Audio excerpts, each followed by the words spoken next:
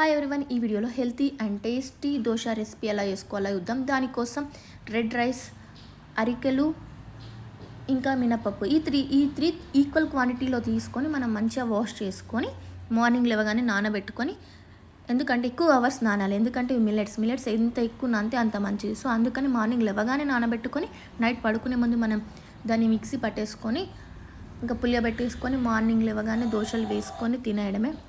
కానీ ఈ ఫస్ట్ ఎట్లా వస్తుందో దోశ పెంక పైన వేయగానే అది మంచిగా లేస్తుందా డౌట్ ఉండే, పర్ఫెక్ట్గా వస్తాయా లేదా అని. కానీ మంచిగా వచ్చినాయి.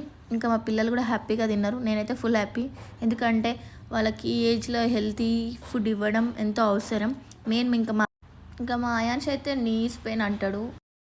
వాడి కోసమే సెర్చ్ చేసి ఏ ఫుడ్లో ఎక్కువ కాల్షియం ఇంకా మంచి న్యూట్రిషన్స్ ఉంటాయని సెర్చ్ చేసే టైంలో నాకు ఈ రెసిపీ చేయాలనిపించి చేశాను. వాడు ఉప్మాలా చేసిన, కిచిడీలా చేసిన, ఎలా చేసిన ఈ రెసిపీ సరిగ్గా తినలేదు. సో ఈ విధంగా దోశ వేయడం వల్ల వాడైతే ఇష్టంగా తిన్నాడు. నేనైతే ఫుల్ హ్యాపీ.